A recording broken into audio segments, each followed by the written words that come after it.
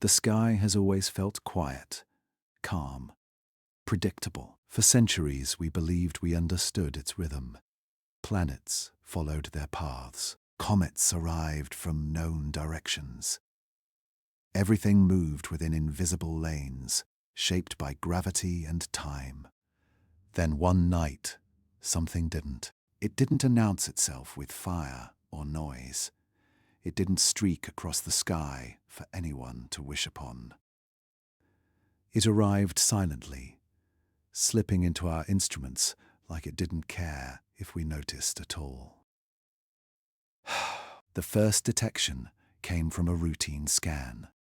Just another automated sweep of the heavens. Thousands of points of light, blinking in and out of existence. Most of them meaningless. Most of them ignored. But one data point refused to behave. At first glance, it looked ordinary, a faint object. Cold, distant, moving slowly against the black. The system flagged it as unknown. That happens more often than people think. Space is full of surprises. New asteroids, lost debris, old comets returning for another pass. So the object was given a name, a simple label, nothing dramatic. 3IATLAS, just letters and numbers, nothing that hinted at what was coming. But when scientists plotted its path, the room went quiet because 3I/Atlas wasn't following the rules. Most objects in our solar system move along the same flat plane, a cosmic disk called the ecliptic. It's the result of how the sun and planets were born. A spinning cloud that flattened over billions of years. Everything agrees to that order. Planets, asteroids, even long-period comets. Everything except this. 3I/Atlas was coming in at a steep angle, not drifting gently into the system, not looping around the sun like a visitor returning home. It was cutting through, like a needle through fabric, like it didn't belong to the same story. Astronomers checked the data again and again. Maybe the orbit was wrong. Maybe the software glitched. Maybe a decimal was off. But each recalculation brought the same result. The angle stayed wrong. The direction stayed strange. And the speed was unsettling. It wasn't just fast. It was too fast. Fast enough to suggest this object wasn't bound to our sun at all. Fast enough to hint at something far more rare. An interstellar origin. Only twice before had humanity confirmed objects like this. Visitors from beyond our solar system, ancient travelers from other stars, and now possibly a third. But even compared to those, 3I/Atlas felt different. As observatories around the world turned their attention toward it, a clearer picture began to form, or at least a clearer mystery. The object showed no visible tail, no dramatic plume of gas, no obvious signs of ice burning away in sunlight. For something approaching the inner solar system, it was strangely quiet. Its brightness stayed low. Its profile stayed clean. Too clean. Still, no one panicked. Science doesn't leap to conclusions. It walks. Slowly, carefully. So researchers did what they always do. They gathered more data. They watched its motion frame by frame. They measured its position against distant stars. They traced its path backward, trying to find where it came from. And that's when the problem deepened. The trajectory didn't point to any nearby star system. Not cleanly, not convincingly. It was as if its past had been erased or scattered, as if the object wasn't launched from somewhere, but passed through, Through regions of space we don't normally see objects survive. That alone wasn't impossible, just unlikely. But then came the timing. 3I/Atlas was discovered late. Later than expected for an object of its size and path, which raised an uncomfortable thought. How long had it already been there, moving quietly, unnoticed, crossing the dark without a sound? Had it only just arrived? Or had it been watching us, long before we knew how to watch back? At this stage, the questions stayed technical, safe, contained within academic language. Uncertain origin, non-standard inclination, further observation required. But beneath those words, something else was growing. A feeling, the kind scientists rarely talk about, but always recognize. The feeling that something doesn't fit, that the story you expect space to tell is about to change. Late nights turned into early mornings. Screens glowed in dark control rooms. Coffee cups stacked beside keyboards. Because once you see a pattern break, you can't unsee it. 3I/Atlas wasn't just another object. It was a question written in motion, in angle, in speed. A question aimed directly at our understanding of where things come from and how they move through the universe. Outside the observatories, the world went on as usual. Cities slept. Lights flickered. People looked up at the sky without knowing anything had changed. But somewhere above them, something unfamiliar was passing through their cosmic neighborhood. Not glowing, not calling attention to itself, just moving, waiting. And with each new data point, one thought became harder to ignore. If 3I/Atlas didn't come from where we think it did, if it didn't follow the paths everything else follows, then maybe the real discovery wasn't the object itself. Maybe it was the realization that our map of the sky has blind spots, and maybe something just slipped through one of them. As the object continued its quiet approach, scientists prepared for the next phase. Closer observation, better instruments, sharper measurements. Because soon 3I/Atlas would reveal more than just its path. Soon its light would begin to speak. And when it did, nothing about this discovery would feel ordinary again. At first, the object stayed quiet. Not silent, just distant. A faint point of light moving through black space, barely strong enough to stand out from the noise of the universe. For days, 3I/Atlas was just another dot on a screen. Another cold traveler drifting toward the sun. But then the data began to stack up. Night after night, telescopes tracked its brightness, not with human eyes, but with machines that measure light down to tiny fractions. This is how astronomers listen to space. They don't hear sound, they read light. Every object tells a story through brightness. As it spins, reflects sunlight, or releases gas, its glow changes. Those changes form a curve, a light curve, and most of the time, those curves are smooth.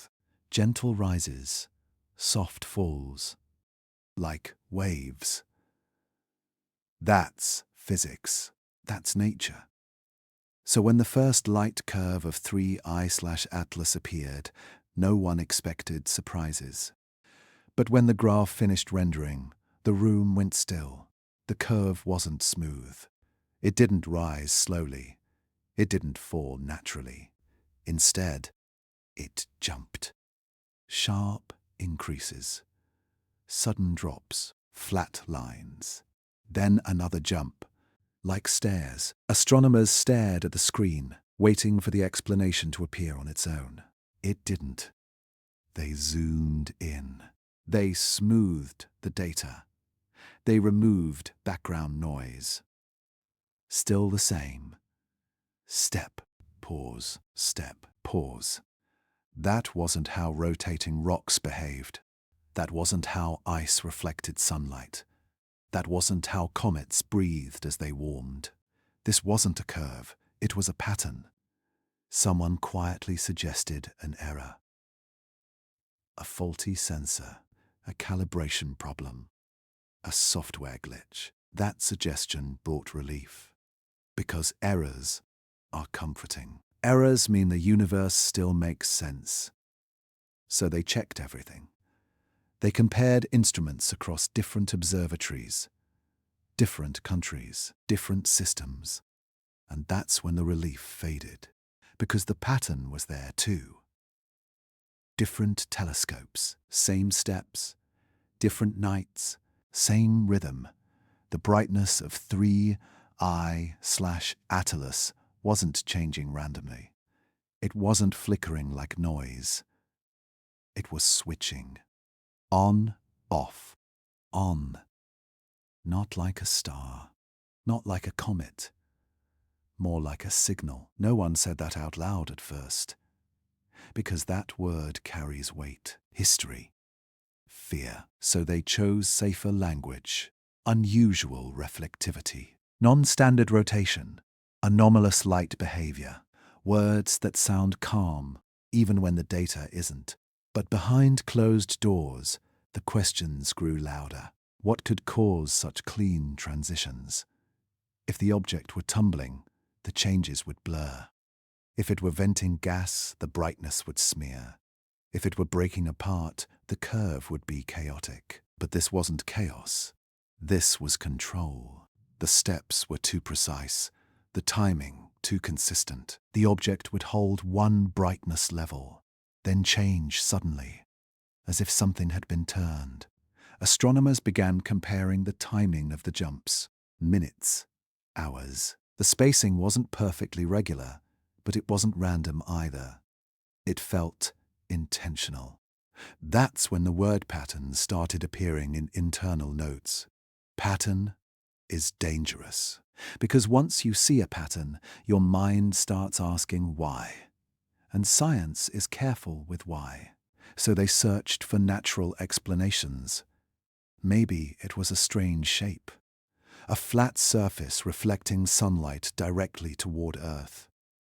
A sharp edge rotating in and out of view. That idea held, briefly, until they modeled it. To create steps that sharp, the object would need geometry unlike anything seen before. Not rounded, not jagged, but clean. Engineered clean. Another theory followed. Maybe it was tumbling wildly, flipping between orientations. But tumbling creates noise. This was too stable, too deliberate. The light curve didn't look alive. It looked programmed. At this point, no one was talking about aliens. Not seriously. But they were talking about artificiality. Quietly, carefully, as a question, not a claim. Could an object passively produce a signal-like pattern without meaning to? The answer wasn't comforting, because the more they tested, the more the curve refused to behave. And then something else happened. As 3I/ATLAS moved closer, the steps became clearer, stronger. The signal-to-noise ratio improved, and with it, the certainty. This wasn't a mistake. This was real. The brightness levels weren't random values. They clustered, specific levels, repeated, as if the object had states, modes, like it could be on or off, or something in between. Some researchers tried to slow the data playback, frame by frame, watching the light change as the object rotated. But it didn't feel like rotation anymore. It felt like response, as if 3I/Atlas wasn't just reflecting sunlight, but doing something with it. And then came the most unsettling thought of all. What if the light curve wasn't caused by rotation at all? What if the object wasn't spinning to create brightness changes? What if it was choosing when to reflect?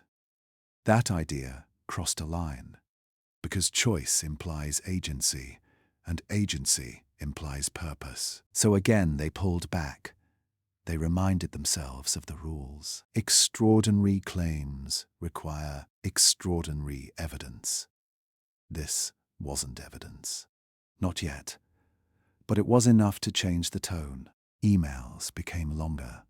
Meetings became quieter. The data was shared with more teams. Independent verification. Because if this was wrong, it had to be proven wrong. But if it was right, then the sky was doing something it had never done before. Outside the labs, no one noticed. The object was still invisible to the naked eye, still just a number in a catalogue. 3I/Atlas. But inside the charts and graphs, a strange realization settled in. Light is the oldest messenger in the universe. Everything we know about space comes from it. Stars tell their age with it. Galaxies tell their motion with it. And now, this object was telling something too. Not loudly, not clearly, but enough to make scientists pause. Enough to make them lean back in their chairs and stare at the screen. Because the universe wasn't whispering anymore. It was tapping. Gently. Deliberately. And the question was no longer, what is this object made of? The question had shifted. Is this just an anomaly? Or are we looking at the first hint of a signal that was never meant to be ignored? As 3I/Atlas continued its approach, the light curve kept stepping, waiting. And with every rise and fall, one quiet fear grew stronger. What if this wasn't noise at all? What if this was the object's way of saying, it was here? And if so, who was it meant for? At first, they hoped it would fade, that the strange steps in the light curve would soften with time. That distance, angle, or error would explain everything away. Because patterns have a way of disappearing once you look closer. But this one didn't. As 3I/Atlas moved deeper into observation range, more telescopes joined in. Not because of fear, because of curiosity. Whenever something strange appears in the sky, the world listens together. Chile, Hawaii, Spain, Australia. Different instruments. Different teams. Different skies, all watching the same object. And slowly, something else emerged. Not just steps, not just brightness changes, a rhythm. When scientists lined up the data in time, they noticed something unsettling. The changes weren't only sharp, they were timed. The brightness would rise, hold, then fall, again and again, like a heartbeat. At first, it was easy to ignore. Space is full of cycles, rotations, orbits, waves, so no one reacted right away. But then someone did something simple. They overlaid the data from two observatories, thousands of miles apart. Different weather, different equipment. And the pulses lined up. Perfectly. The same rise, the same pause, the same drop. To the second. The room went quiet, because noise doesn't do that. Noise argues with itself. Noise stumbles. Noise never agrees across continents. But this agreed. Someone whispered the word, synchronization. Another whispered, impossible. They checked the clocks, timestamps, calibration logs. Maybe the systems were accidentally linked. Maybe there was a shared reference error. So they compared with a third observatory. Same result. A fourth. Same pulse. At that moment, coincidence stopped being a safe answer. The universe allows randomness, but it rarely allows perfection. The pulse wasn't perfectly regular, like a metronome. That would have been easier to explain. Instead, it drifted slightly. A few seconds longer here, a few seconds shorter there. Enough variation to look natural, but not enough to be random. It felt deliberate, like something adjusting itself. The brightness changes weren't reacting to Earth. They weren't reacting to weather or angle. They were happening on their own schedule, independent of us. That realization changed everything. Because now, the light curve wasn't just wrong. It was active. Scientists began calling it a temporal pattern. A polite phrase, but in plain terms, the object was pulsing, not in response to sunlight, not because of rotation, but because something was happening on the object itself. They tried to break the pattern. They filtered the data in new ways, removed suspected interference, changed sampling rates. The pulse survived every test. Then came the most uncomfortable step. Someone asked a question no one wanted to answer. What if this isn't a byproduct?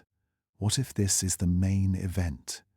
If the object wasn't passively reflecting light? If it wasn't simply tumbling through space? Then what was causing the pulse? Theories flooded in. Maybe internal heating cycles. Maybe exotic chemistry reacting to solar radiation. Maybe stress fractures, opening and closing. Each theory sounded reasonable. Until the math was done, none of them fit the timing. None could explain why the pulse appeared before perihelion, when solar energy was still weak. None could explain the consistency across angles and distances, and none could explain why the pulse sharpened as observation improved. Instead of blurring, it clarified, like it wanted to be seen. Late one night, a young researcher plotted the brightness changes as binary states. High, low, on, off. The result wasn't a message, not words, not numbers, but it wasn't random either. It was structured. And structure is dangerous, because structure implies rules. Rules imply intention, and intention changes the conversation completely. At this point, no one was claiming intelligence, but the idea of mechanism entered the room, something cycling, something operating. Not alive, but not inert either, like a machine running without caring who noticed. And then another layer appeared. The pulse frequency wasn't constant over weeks. It drifted, slowly, as if adapting, as if responding to conditions in space. Temperature, radiation, distance. That behavior matched one thing very well. Systems designed to survive. Some researchers began asking questions they had never asked before. If this is a system, who built it? If it's ancient, why is it still working? If it's not meant to communicate, why does it produce such a clean signal? The word signal was still avoided in public discussions, but privately, it was everywhere. Because the pulse looked less like geology and more like output, like a process completing cycles. And the most unsettling part, the pulse didn't weaken as the object approached the sun. It strengthened, as if powered, as if waking up. That thought sent chills through rooms full of people trained not to feel them. because comets fall apart as they heat up, asteroids crack. Machines, however, often perform better with energy. No one said that out loud, but everyone felt it. Emails became cautious. Papers used passive language. An observed periodicity, a persistent anomaly. But behind those words, a quiet fear grew. If this was natural, it was unlike anything ever recorded. And if it wasn't, then humanity was witnessing something entirely new.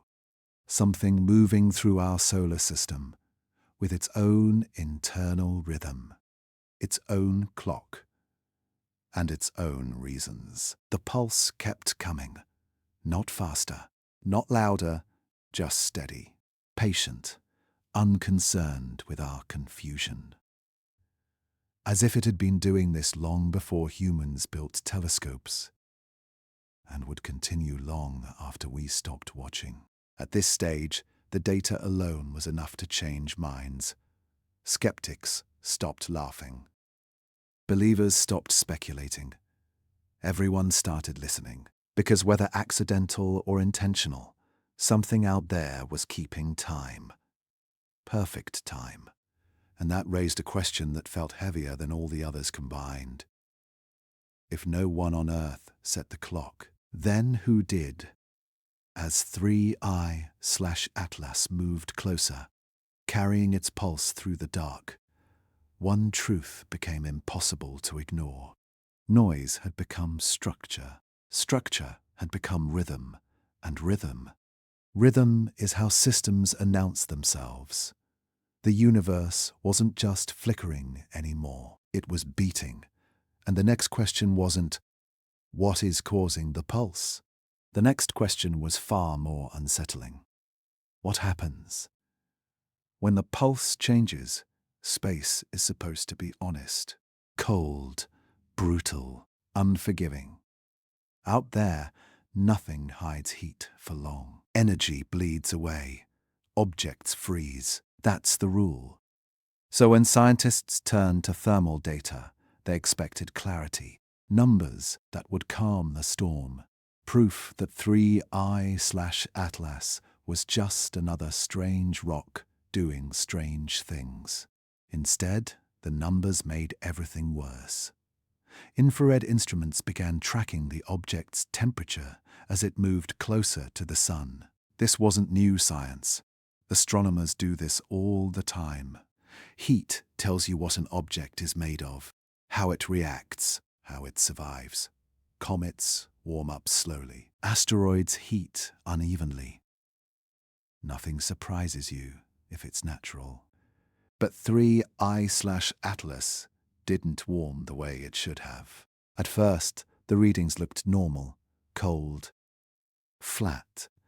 Then a jump, not gradual, not smooth. A sudden rise. Then it held. Hours passed. The temperature stayed steady. Then, just as suddenly, it dropped. No shadow crossed it. No rotation explained it. No jet of gas burst outward. The heat changed. Without a cause, scientists assumed a mistake.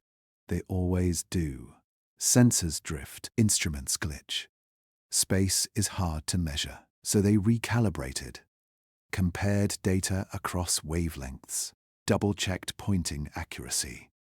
The result stayed the same. Sharp thermal shifts. Controlled plateaus. Clean transitions. Heat behaving like a switch. That shouldn't happen. In space, temperature changes smear over time. Energy doesn't turn on and off. It leaks. It fades. But this didn't fade. It stopped. And then it started again. Someone quietly overlaid the thermal data with the light curve. The alignment was chilling.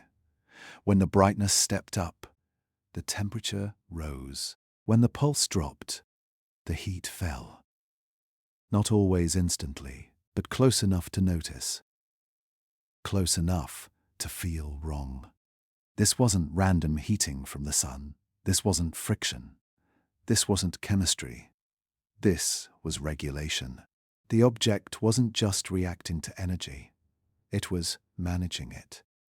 That word, managing, made people uncomfortable. Because management implies control, and control implies design. Theories rushed in, trying to stay safe. Maybe it was an unusual mix of materials, exotic ice, metal-rich rock. But every simulation failed. To hold heat that steadily, the material would need insulation beyond anything known in natural objects. Not porous ice, not dust, not stone, insulation-like. Layers, purpose-built layers. Another theory suggested internal reactions, some hidden chemical process turning on and off. But chemistry doesn't follow clean schedules. It doesn't pause politely.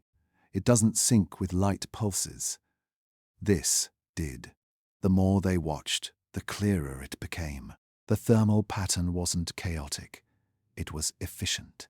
The object absorbed energy, stored it, released it, as if optimizing survival, as if protecting something inside.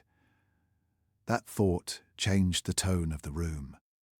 Because now the object wasn't just pulsing light, it was controlling heat. Two systems, working together, in deep space, at temperatures that kill complexity. Someone asked a question that stopped the conversation cold. What if this thing isn't cold? Not warm like a comet, not hot like a star, but internally stable, operating. That idea sounded absurd, until the math supported it. Internal temperature estimates suggested something unexpected. Not freezing, not boiling, but regulated within a narrow band. The kind of band systems need to function. The kind of band machines prefer. At this point, no one was smiling. This wasn't excitement anymore. It was unease. Because space does not protect working systems. Radiation destroys them. Time erodes them. Cold shuts them down. Unless they were built not to fail. Unless they were never meant to stop. The thermal data also revealed something else. As 3I/Atlas moved closer to the sun, the object didn't simply heat up. It adapted. The temperature spikes became shorter, more controlled, as if compensating for increased solar energy, like a thermostat adjusting. That behavior terrified the models, because nothing natural adapts like that. Nature reacts. Machines regulate. The word machine still wasn't spoken publicly, but it hovered over every discussion. Uninvited, heavy. Because if this was a machine, then it had been drifting between stars for who knows how long. Surviving radiation, surviving impacts, surviving time itself. Still working, still pulsing, still managing its heat. Someone finally asked the question no one wanted to answer. If it's managing energy, what is it using that energy for? There was no answer. No moving parts visible. No exhaust, no obvious output. Just light, heat, pulse, as if the function was internal. As if the purpose wasn't for us. That idea made people uneasy in a way data never had before. Because now, the object wasn't just strange. It was indifferent. Indifferent to discovery. Indifferent to observation. It wasn't performing. It was existing. And existing very well. The more scientists tried to fit it into known comet behavior, the worse the fit became. Comets shed mass. 3I/Atlas didn't. Comets heat unevenly. This didn't. Comets weaken as they approach the sun. This seemed to strengthen. The thermal stability suggested durability, longevity, intentional design to endure long journeys through hostile space. That realization shifted the fear. This wasn't a threat. At least, not yet. It was something else. A reminder that intelligence, if it exists elsewhere, might not arrive as a message. It might arrive as a system. Quiet, efficient, uninterested in us, just passing through. As days passed, thermal readings kept coming, and every new data point whispered the same thing. This object knew how to take care of itself. That thought lingered long after the screens dimmed, because cold space doesn't hide working machines, not easily. And yet, here one was, managing its energy, holding its temperature, pulsing with quiet purpose. As 3I/Atlas continued its approach, one question refused to leave. If something can survive the dark between stars, what else can it do? And more importantly, what happens when it reaches the point where survival is no longer the only goal? By now, scientists weren't looking for comfort anymore. They were looking for honesty. When something refuses to behave like nature, you stop asking why it's strange and start asking what it really is. So they turned to spectra, because light doesn't lie. Every surface tells its story by how it reflects light. Ice absorbs certain colors, rock scatters others, dust leaves fingerprints you can't hide. Spectral scans are like fingerprints of matter. You shine light, and the object answers with chemistry. At least, that's how it's supposed to work. When the first spectral data from 3I/Atlas came in, the results looked clean. Too clean. No messy absorption lines, no dusty signatures, no complex blends of ice, rock, and debris. Just sharp reflectivity. Defined, controlled, like light bouncing off something smooth.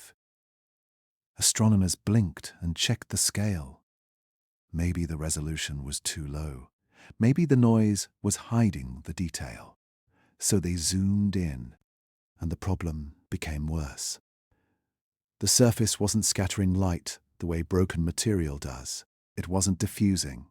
It wasn't bleeding energy. It was reflecting, efficiently, as if designed to do exactly that. Most comets are dirty snowballs, covered in dust, scarred by impacts. Their spectra are chaotic, because they're chaotic objects. 3I/Atlas wasn't chaotic. It behaved like it had a finish, a surface that didn't erode easily, a surface that stayed consistent as angles changed. As the object rotated, or whatever motion it had, the reflectivity stayed stable. No random flares, no uneven patches. Just consistent response. That consistency set off alarms, because in space, nothing stays clean for long. Micrometeoroids sandblast surfaces. Radiation scars them. Time roughens everything. Unless it's protected, unless it's built to resist. Someone quietly overlaid reflectivity data with thermal patterns. Again, alignment. The reflective surface wasn't just bouncing light. It was controlling heat intake. High reflectivity during intense solar exposure. Lower reflectivity during pulse transitions. Like a surface designed to manage energy flow. That's not geology. That's engineering. The word wasn't spoken aloud, but it didn't need to be. The data said it for them. Materials scientists were brought in. People who study coatings, composites, layered structures. They looked at the spectra and frowned. Natural materials don't do this, they said. Not without impurities, not without decay. This surface behaved like a composite, layered, purposeful, built to survive extremes. And the strangest part? There was almost no dust, no trailing particles, no debris cloud, which meant the surface wasn't shedding material. It wasn't aging the way comets age. It wasn't dying. It was enduring. As days passed, something else became clear. The reflectivity wasn't uniform, but the variation wasn't random either. It changed in segments, sections, zones, as if different parts of the surface served different roles. Some reflected more, some absorbed slightly more, all within tight limits, like panels. That thought made people uncomfortable, because panels imply construction. Construction implies intent. Intent implies a maker. By this point, even skeptics stopped arguing for simple explanations, not because they believed in something extraordinary, but because ordinary explanations had run out. You can stretch physics only so far. Eventually, it snaps. Emails between teams became cautious, measured. No one wanted to be the first to say the wrong thing. No one wanted to be the one history remembered for overreaching. But privately, one question dominated every discussion. If this is natural, why does it look finished? Nature doesn't finish things. It leaves rough edges.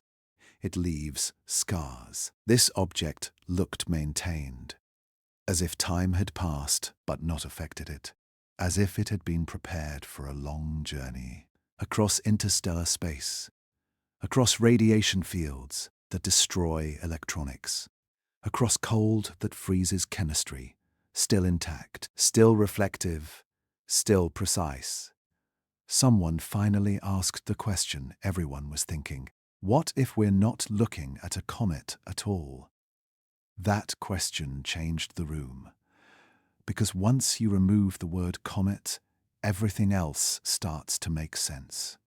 The pulse, the thermal control, the reflective surface, separate mysteries, now part of the same system.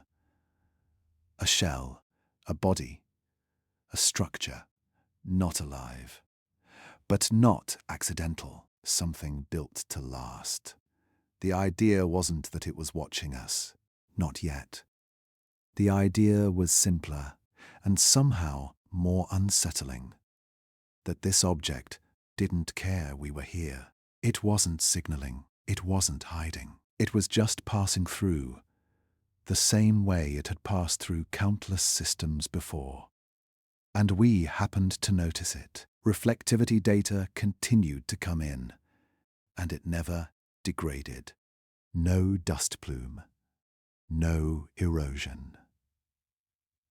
Just the same clean response, again and again, as if time meant nothing to it. That realization left a heavy silence, because debris tells you where it's been. This object told nothing, no origin, no scars, no history, just function. And that raised a final, haunting thought. If this surface was engineered, if this object was designed, then its purpose wasn't to be seen, which means we may be observing nature's most uncomfortable possibility. Not life, not a message, but technology. Drifting, waiting. And as 3I/Atlas continued toward the inner solar system, reflecting sunlight with impossible precision, one question refused to leave. Are we witnessing a rare trick of physics, or the quiet proof that design can exist without intention toward us? Because if this was built, then somewhere, sometime, someone solved the problem of surviving the dark between stars. And that changes everything we thought we knew about the universe. Every object faces a breaking point. In space, that moment has a name: perihelion. It's the closest approach to the sun, the place where light burns hottest, where ice screams into gas, where weak structures fail. For comets, perihelion is a trial by fire. They crack. They vent. They shed pieces of themselves like ash. Some don't survive it at all. So as 3I/Atlas moved inward, scientists waited, not with excitement, with expectation.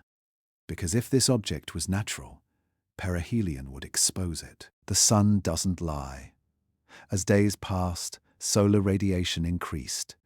Temperatures climbed fast. Models predicted stress. Everything pointed to chaos. Jets of gas should erupt. The light curve should shatter. The surface should flake and erode. That's what always happens. Except it didn't. The first perihelion data came in quietly. No explosion. No sudden brightening. No plume. Just stability. The object held its form. The light curve didn't collapse. It tightened. The steps became cleaner. The pulse became sharper, as if the extreme heat wasn't hurting it, as if it was helping. That moment sent a chill through the room, because nothing improves at perihelion unless it was designed to. Thermal readings showed intense solar energy flooding the surface, enough to destroy volatile materials, enough to rip weak structures apart. But 3I/Atlas didn't react like something under stress. It reacted like something under load, absorbing, redistributing, managing. The temperature rose, then flattened, right where it wanted to be, like a system protecting its limits. Some scientists compared the data to spacecraft heat shields. The resemblance was uncomfortable. Layered response, energy deflection, controlled absorption. These are solutions engineers design, not outcomes geology produces. As perihelion approached its peak, everyone expected something: a fracture, a deviation, a mistake. But the orbit stayed precise. The path didn't wobble.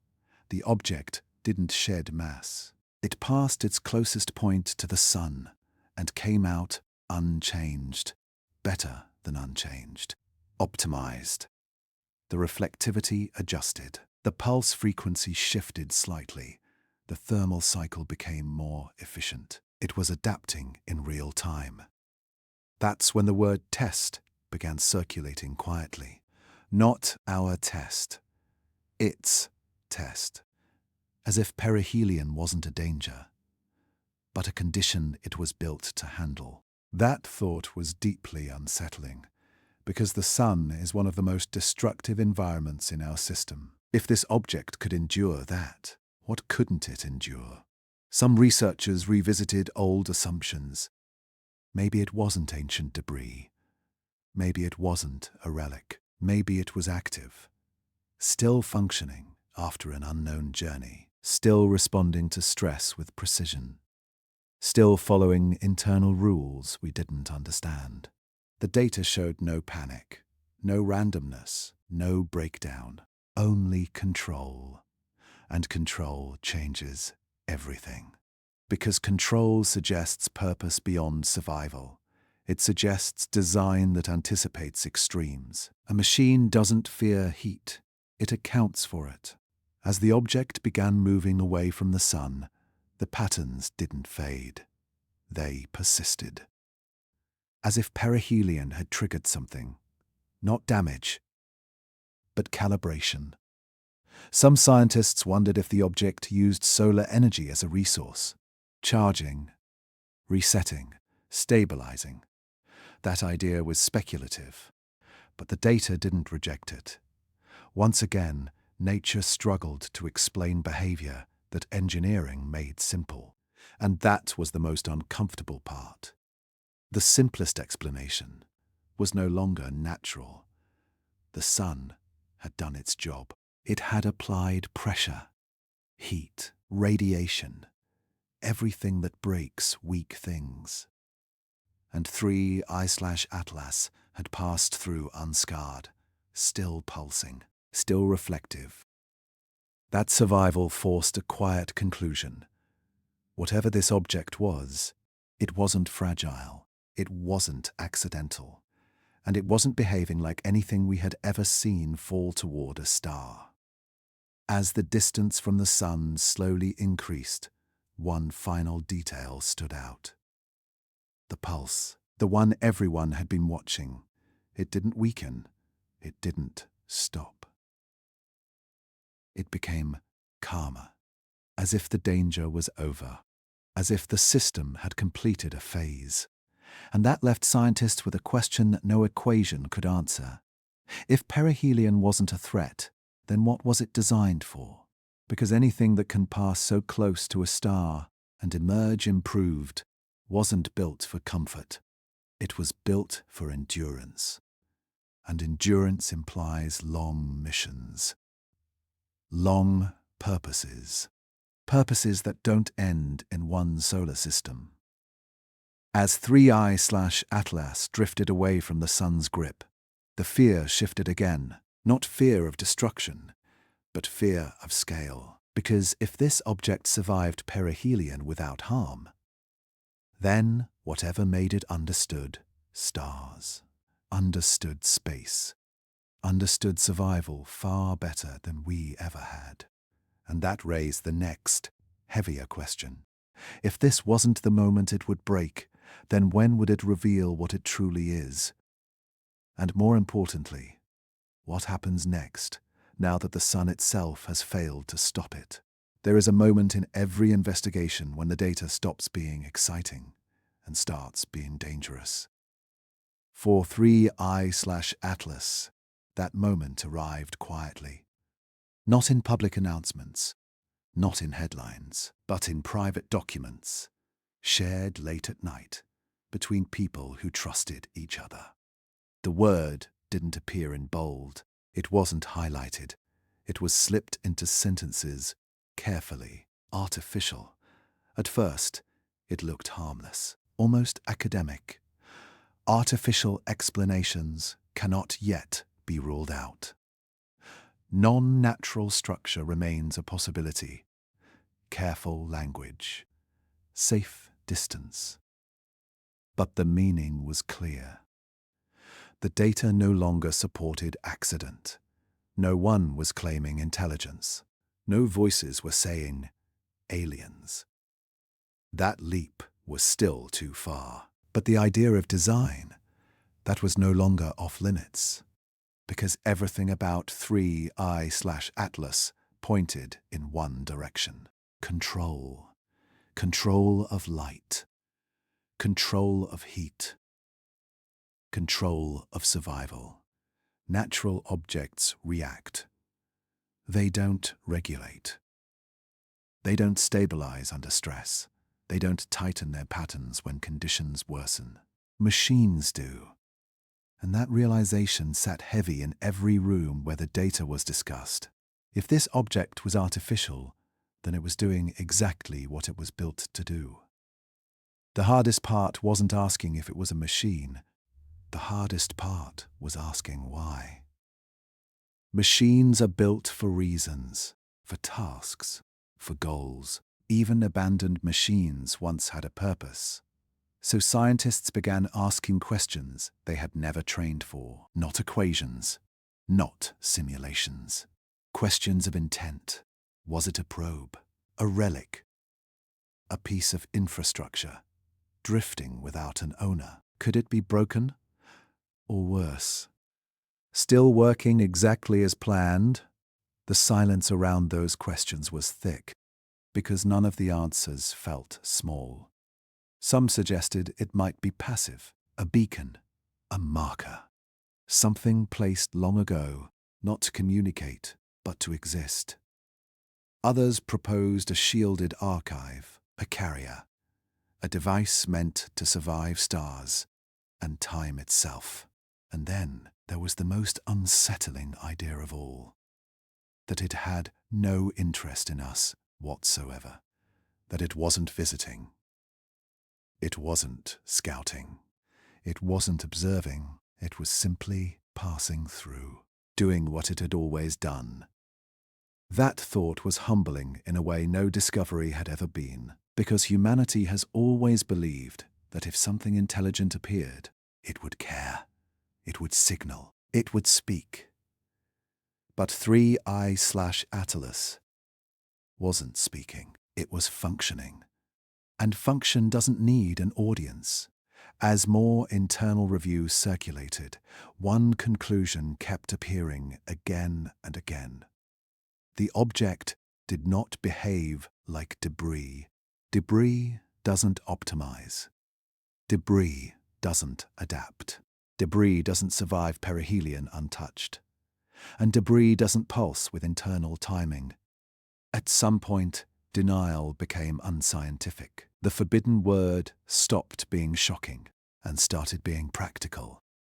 Artificial didn't mean alien life. It meant construction, structure, systems assembled with intention. That distinction mattered, because a machine doesn't have to think to change everything. A simple device, left behind, could still reshape our understanding of the universe. The more conservative voices urged restraint. Extraordinary claims, they reminded everyone. Unknown physics still exists. And they were right. Science must resist fear. But even those voices admitted something quietly. Whatever this was, it wasn't simple. And it wasn't explained by chance. At some point, someone asked a question that cut through all the theory. If this is a machine, why does it look so calm? There were no bursts, no erratic behavior, no signs of distress. The object wasn't panicking. It wasn't reacting to discovery. It wasn't reacting at all. It had passed perihelion, survived the sun, and continued on its path without deviation. That calm suggested confidence, as if it knew it would survive, as if survival was expected. That idea unsettled even the most composed scientists, because confidence usually comes from knowledge, and knowledge implies experience. How many stars had this object passed before ours? How many systems had tested it and failed to stop it? If it was a machine, it wasn't new, it was ancient, old beyond human timelines, still operational, still precise. That raised another quiet question. If it was built, was it alone, or was it part of something larger? No one wanted to think about that, so they didn't. Instead, focus returned to the data, to what could be proven. And what could be proven was this. The object did not behave randomly. It did not degrade. It did not fail. Every anomaly pointed toward intention, not intelligence, not communication, but purpose. And purpose without explanation is terrifying, because it leaves only one question standing. What does it do when it finishes passing through? Some speculated that perihelion marked the midpoint of a process. Others wondered if the pulse frequency would change again, or stop entirely. The idea that it might do nothing was somehow worse. A machine that simply passes through star systems, enduring, observing nothing, signaling nothing. That suggests a universe filled with remnants we never see. Technology older than memory, crossing space silently, not because it wants to be found, but because it doesn't care if it is. As the discussion grew heavier, one conclusion became unavoidable. Even if this object turned out to be natural, the possibility had already done its damage. We had crossed a line. For the first time, The idea of non-biological design beyond Earth was not science fiction. It was a reasonable hypothesis. And that changes how you look at the sky, because now every dark object, every quiet traveler, could be more than rock and ice. It could be history. As 3I/Atlas continued its steady path away from the sun, still pulsing, still stable, the machine question lingered like a shadow. Not loud, not dramatic, just present. If it is a machine, then someone, somewhere, once built something meant to last longer than civilizations. And if that's true, then the universe may be far less empty than we've always believed. Not full of voices, but full of things still working long after their makers are gone. And the most haunting part, if this machine has a purpose, it hasn't finished it yet. At first, the world didn't notice. That's how it always starts. Data moves faster than people. Charts update before emotions do, and discoveries live quietly, peace, until they don't. When fragments of the 3I/Atlas story began to reach the public, they arrived without drama, a few articles, a few cautious headlines. Unusual interstellar object. Scientists debate strange data. Nothing alarming. Most people scrolled past, because the sky has always been full of mysteries, and humanity has learned how to ignore them. But this one didn't stay contained. Because once a question escapes the scientific community, it doesn't stay scientific. It becomes human. Forums lit up. Videos appeared. Speculation spread faster than data ever could. Some laughed it off. Another clickbait space rock. Scientists seeing patterns where none exist. They wanted errors. They needed mistakes. Because mistakes mean the universe is still predictable. Others reacted differently. They didn't panic. They didn't shout. They just felt unsettled. A quiet shift in the chest. A feeling that something familiar had tilted slightly out of place. Because the story of 3I/Atlas wasn't loud. It wasn't dramatic. It was calm. And calm is scarier than chaos. As more details leaked about pulses, heat control, reflectivity, public perception fractured. Two realities formed. In one, this was just another scientific overreach, a misunderstanding, a statistical illusion dressed up as mystery. In the other, something had crossed a line, and we didn't know how to name it yet. The difference wasn't intelligence, it was trust. Trust in what the universe is allowed to be. For skeptics, reality is narrow. It follows rules. It behaves. For others, reality suddenly felt wider, too wide, because the idea wasn't that something was coming to Earth. The idea was worse. That something had already passed through, and we barely noticed. That idea hit people in strange ways. Some felt small. Others felt watched. Not because 3I/Atlas was observing us, but because we were no longer sure we understood what observation meant. Humans have always believed that looking gives us control. We see, we measure, we understand. But what if looking isn't enough? What if something can exist fully without caring that it's being seen? That thought shook people more than any threat ever could. Scientists felt it too. They just hid it better.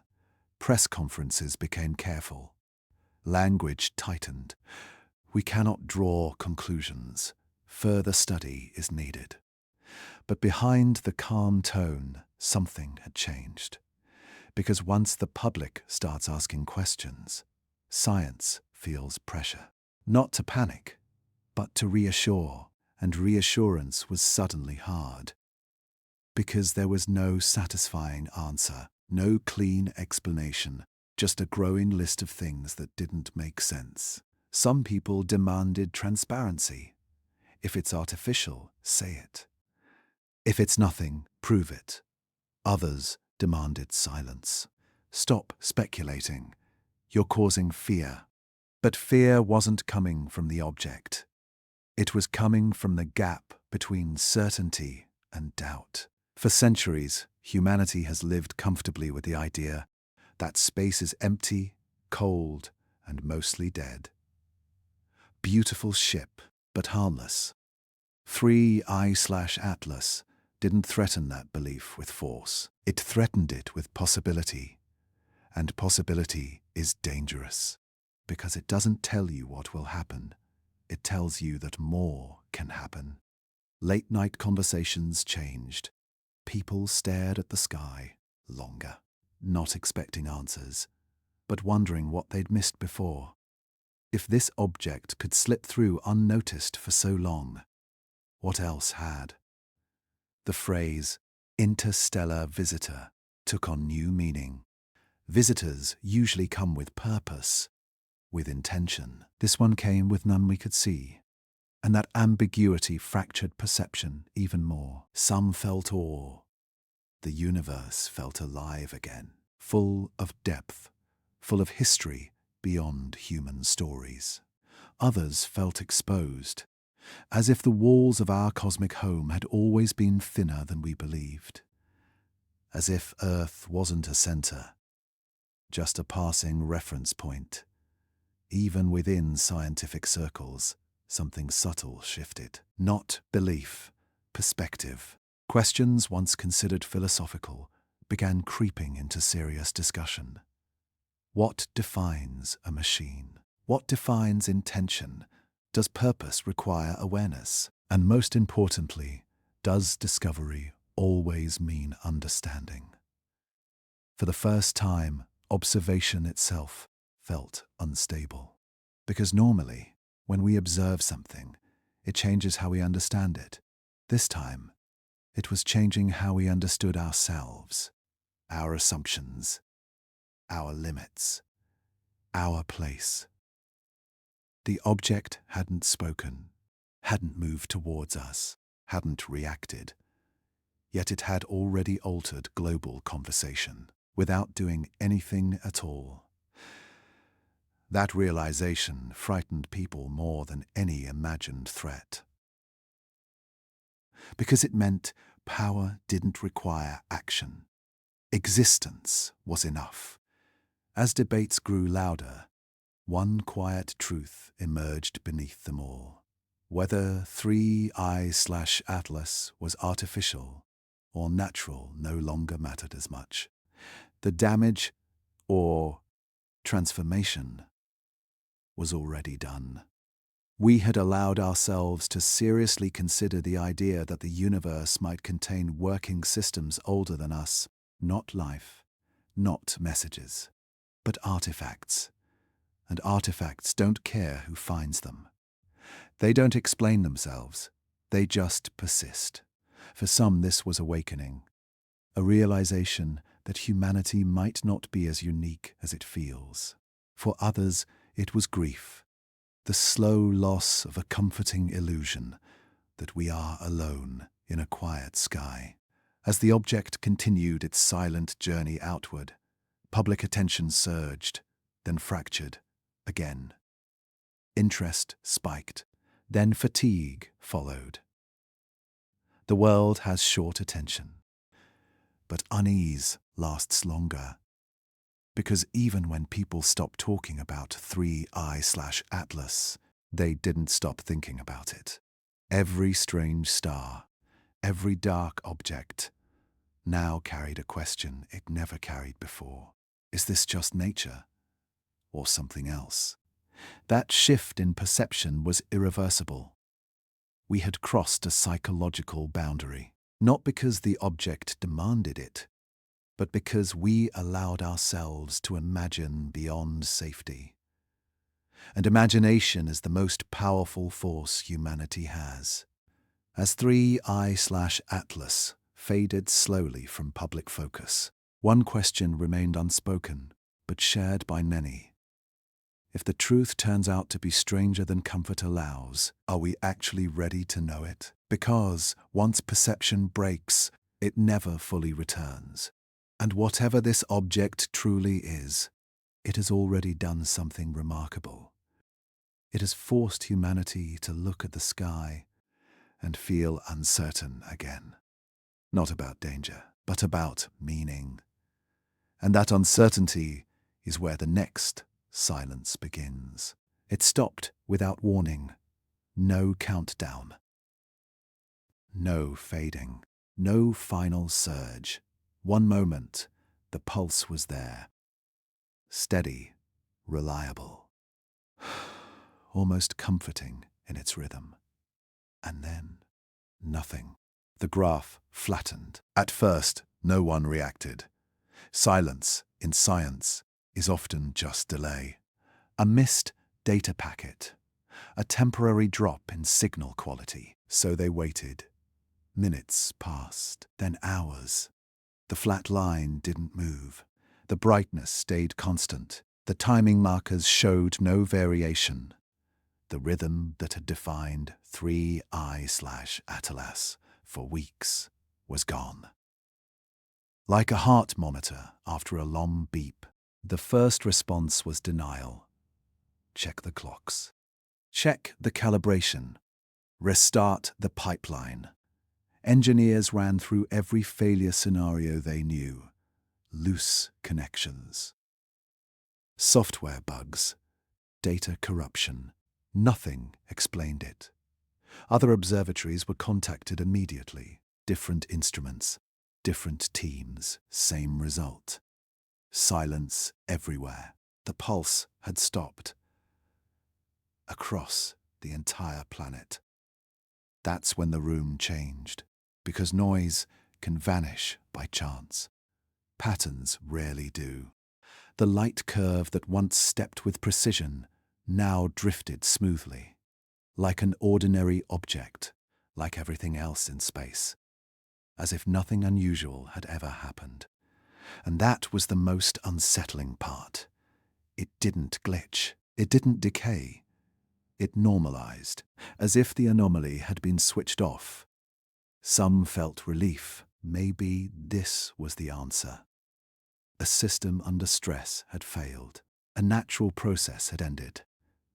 Comets burn out. Reactions stop. That's comforting. But comfort didn't last long, because the thermal data didn't collapse. The temperature remained stable. The reflectivity didn't degrade.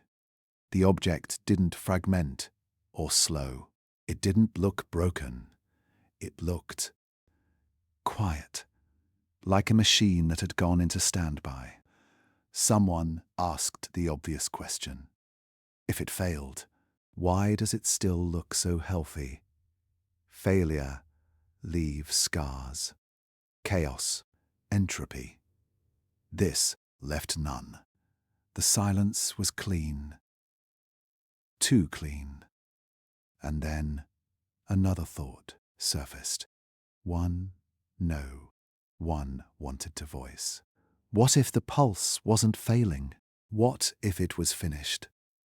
The idea spread slowly, like fog. What if the pulse was never meant to be permanent? What if it was a phase, a mode, something that turned on, did its job, and then stopped?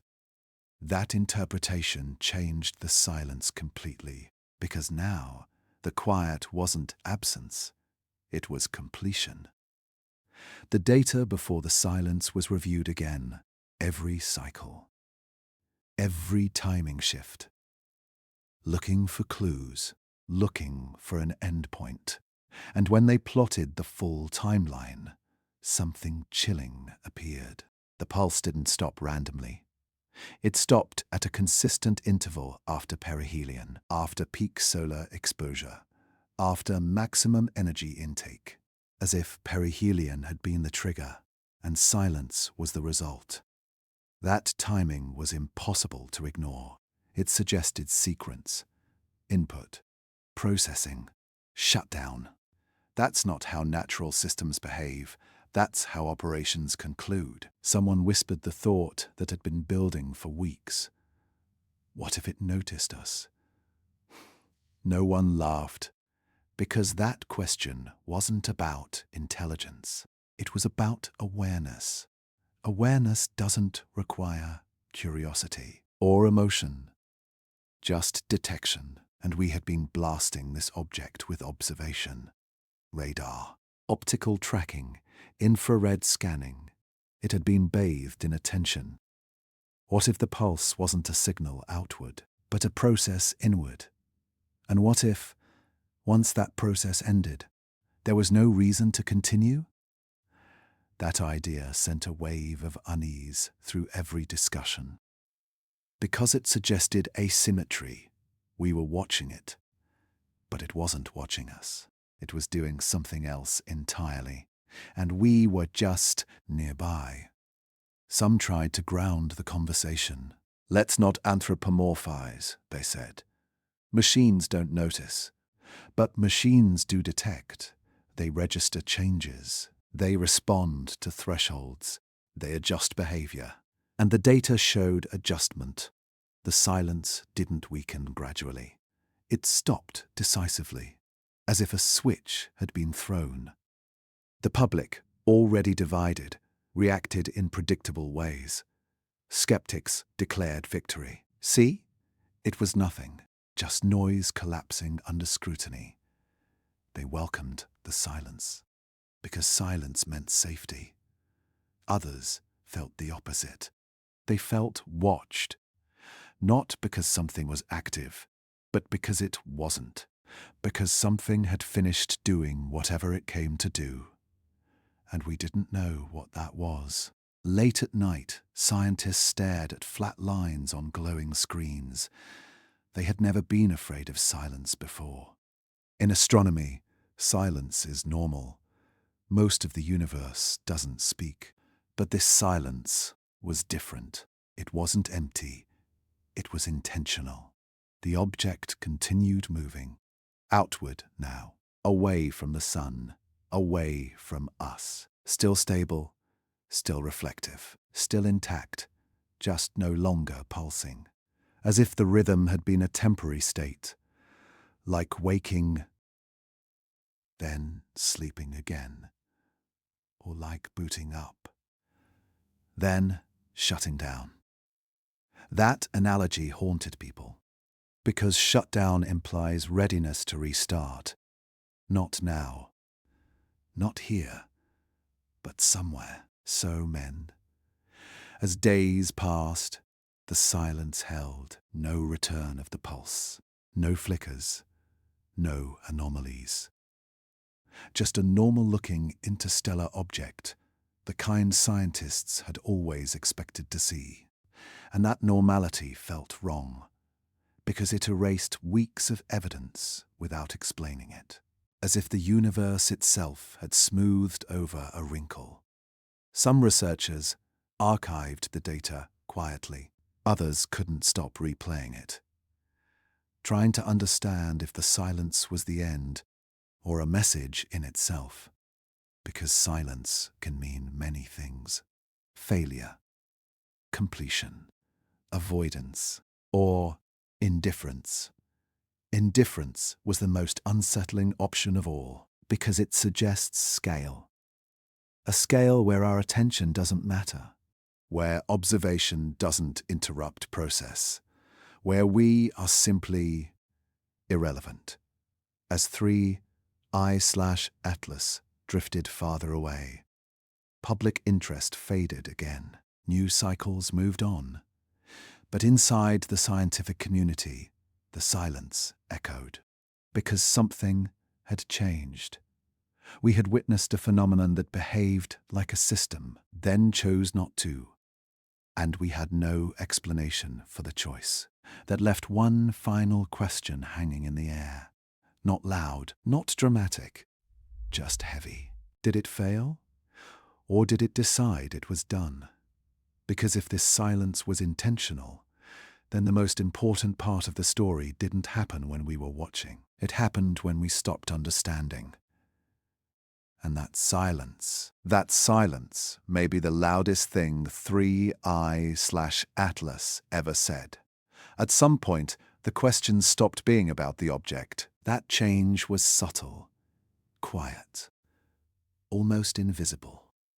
But once it happened, there was no going back. Because even if every anomaly surrounding 3I/Atlas were explained tomorrow, every pulse reduced to physics, every thermal shift folded neatly into equations, something had already broken, not in space, in us. For centuries, humanity has looked at the sky with confidence, not certainty, but comfort. We believed the universe followed rules we were slowly uncovering, that surprises existed, but only within boundaries. 3I/Atlas didn't explode those boundaries. It stretched them. And stretching is more dangerous than breaking. Because when something breaks, you rebuild it. When something stretches, you realize how thin it always was. After the silence, the data reviews continued. Carefully, methodically. Scientists did what they always do. They tried to put the universe back together. Alternative models were proposed. New simulations ran overnight. Papers softened their language. Unusual, but explainable. Rare, but natural. Complex, not artificial. All reasonable, all possible. And maybe all correct. But correctness wasn't the point anymore, because the experience had already changed the lens. The way people read the sky was different now. Before 3I/Atlas, anomalies were errors to be removed, noise to be filtered out. After it, anomalies felt like questions, and questions linger. Astronomy has always been about distance, about scale, about things so far away they feel abstract, but this felt close, not physically, psychologically, because the object didn't arrive with drama. It didn't threaten. It simply behaved in ways that forced us to confront a deeper truth, that our models are not the universe. They are guesses.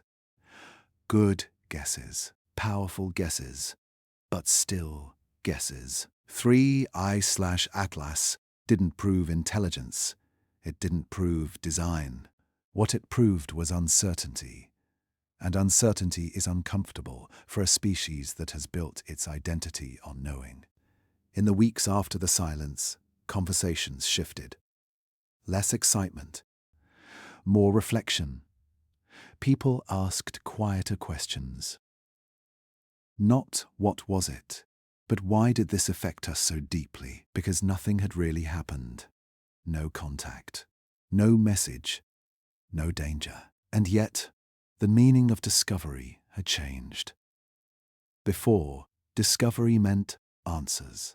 Now, it meant consequences. Because discovering something doesn't just add knowledge. It rearranges belief. The idea that something could pass through our solar system, behave like a system, and leave without explanation. That idea stayed, even if proven wrong. Especially if proven wrong. Because once you imagine a possibility seriously, you can't fully erase it. Scientists felt this shift too. They didn't say it publicly, but in private, many admitted the same thing. They trusted their instruments more and their assumptions less. They realized how easily expectation shapes interpretation. How often normal is just what we're used to seeing. 3I/Atlas had forced them to slow down, to listen longer, to sit with ambiguity instead of rushing to closure. That alone was transformative. For the public, the shift was more emotional. People began to talk about space differently. less as a backdrop, more as a place of history. Not just stars and rocks, but events, processes, possibilities that don't center around us.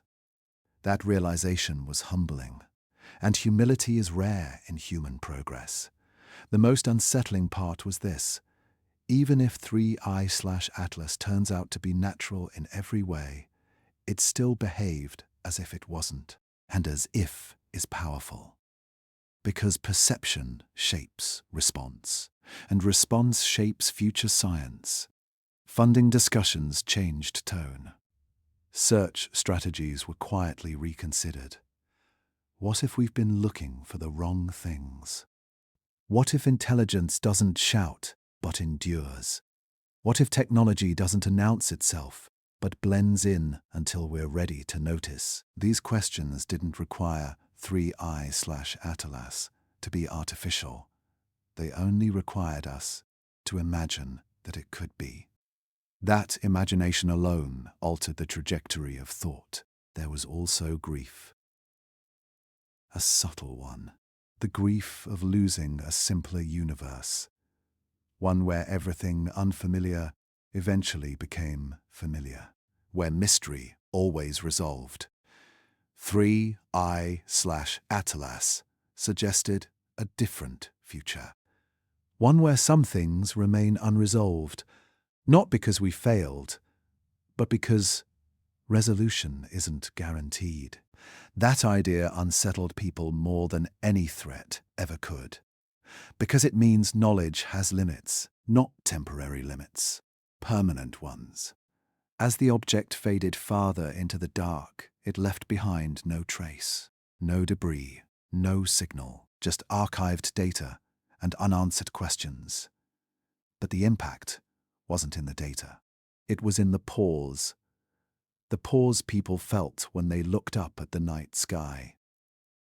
A moment longer than before, a thought that lingered. What else is out there that we don't know how to recognize yet? This wasn't fear. It was awareness, an awakening of scale. The realization that discovery doesn't always clarify the universe. Sometimes it complicates it. And that complication doesn't go away. It becomes part of how we think, part of how we teach, part of how we explore. 3I/Atlas may never return, may never pulse again. It may fade into footnotes and academic debates, but its real legacy is already secure. It reminded us that certainty is fragile, that patterns matter, and that meaning isn't always found in answers. Sometimes it's found in questions that refuse to disappear. The object didn't need to be special. We made it special by paying attention, by allowing doubt, by admitting that the universe may be stranger than our confidence allows. And that admission marks a shift, a quiet one, but irreversible. Because once you accept that the sky might contain things that don't fit clean categories, you never look at it the same way again. As 3I/Atlas continued its silent journey outward, one final realization settled in. Discovery didn't just reveal something new about space. It revealed something new about us. Our hunger to understand, our fear of not knowing, our need for meaning even when meaning isn't offered. And maybe that's the true impact of this object. Not that it changed the universe, but that it changed the way we stand beneath it. And as we prepare to close this chapter, one last question remains. Not about 3I/Atlas, but about ourselves. If discovery can reshape belief without providing answers, then what happens when the next anomaly appears? Will we rush to explain it away, or will we listen longer this time? Because the sky hasn't changed, but we have, and that may be the most important signal of all. In the end, there was no ending, No final reveal. No hidden message decoded at the last second. No answer waiting patiently in the data. 3I/Atlas simply kept moving. Day by day, it grew dimmer, farther, colder. Its path carried it away from the sun, away from our instruments, away from certainty. Back into the dark it came from. The telescopes followed as long as they could, longer than usual, longer than budget or routine would normally allow, because no one wanted to be the one who stopped looking. The last usable data arrived quietly. A final set of numbers, a final position fix. No pulse, no anomaly, just motion. And then, nothing. The object slipped beyond the limits of meaningful observation. Too faint, too distant, gone, not destroyed, not resolved, just gone. In astronomy, this happens all the time. Objects pass through. They fade, but this one left a weight behind, because unresolved questions don't disappear when the signal does. They linger. They follow you home. Scientists archived the files, labeled them carefully, stored them for future review. That's what science does when it reaches the edge. But the unease didn't go into storage. It stayed, because somewhere between the first detection and the final silence, something subtle had occurred. We stopped treating the object as the subject and started treating ourselves as part of the equation. At the beginning, the question was simple: what is it? By the end, the question had shifted. What does it mean that we noticed it? 3I/Atlas never changed course, never slowed, never reacted in any visible way to our attention. And that fact mattered, because if it was natural, then it was a reminder of how little we still understand. And if it was artificial, then it was a reminder of how small we might be. Either way, the conclusion felt the same. We were not the center of this story.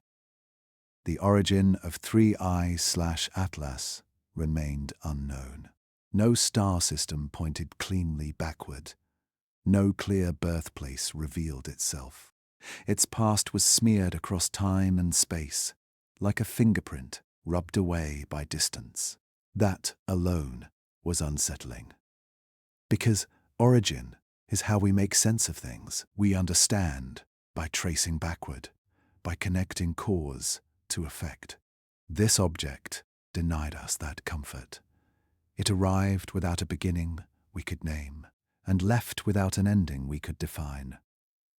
Some tried to move on. This is science, they said. Not every question has an answer, and that's true.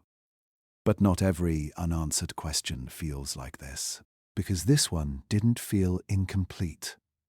It felt deliberate, not in the sense of intention, but in the sense of indifference, as if the universe had briefly shown us something, then looked away. The more time passed, the more the story softened in public memory. New discoveries took its place. New headlines replaced old ones. That's how attention works. But in quiet moments the thought returned. If an object like this could pass through our solar system once, it could happen again, and next time we might not recognize it at all. Or worse, we might, and still not understand it. Somewhere in the dark between stars, 3I/Atlas continues its journey, still intact, still silent, still carrying its unanswered origin with it. It doesn't broadcast, it doesn't glow, it doesn't care that a small species once pointed instruments at it and wondered. And that might be the most important lesson of all. We often imagine discovery as a conversation. We ask, the universe answers. But sometimes discovery is one-sided. Sometimes we observe, and nothing observes us back, or so it seems, because there is one final question no data can resolve. Were we watching a mystery unfold, or were we briefly inside something else's field of view? Not seen, not targeted, just present, like ants beneath a passing shadow. That idea doesn't require intelligence. It doesn't require intent. It only requires scale. A scale where systems move through star systems, the way comets move through ours. A scale where survival matters more than communication. A scale where existence itself is the function. If that scale exists, then the universe is filled not with voices, but with remnants, with machines, with artifacts, with processes older than memory, passing through, working, ending their cycles far from where they began. 3IATLAS may have been one of them. Or it may have been nothing more than a strange arrangement of matter. Both possibilities remain open, and that openness is the final truth. We did not solve the mystery, we encountered it, and encounter is enough to change perspective. As humanity looks forward to deeper space, to new instruments, to sharper eyes, the shadow of this object remains, not as fear, but as humility, a reminder that the universe does not owe us clarity, that observation does not guarantee understanding, and that some questions are not meant to be answered quickly or at all. 3IATLAS came and went without explanation, but it left behind something more enduring than data. It left behind doubt, and doubt, when held carefully, becomes curiosity. Curiosity becomes caution. And caution reshapes how we explore. The next time an anomaly appears, the next time a light curve looks wrong, the next time silence follows a pattern, we will remember this moment. We will hesitate. We will look longer, because we now know that the sky can hold things that do not announce themselves. Things that pass through our story without entering it, and perhaps that is the quiet truth this object carried with it, that the universe is not empty, not loud, but full of movement beyond our attention, full of systems that don't need us to exist. 3IATLAS drifts onward now, unresolved, its origin unknown, its purpose unconfirmed. And maybe that is exactly how it was meant to be. Because some mysteries don't arrive to be solved. They arrive to remind us that observation is not ownership, that knowledge is not control, and that sometimes the most profound discovery is realizing we are not just watching the universe, we are inside it. And every so often, something passes through and watches nothing at all, leaving us behind, staring into the dark, wondering who or what will pass next.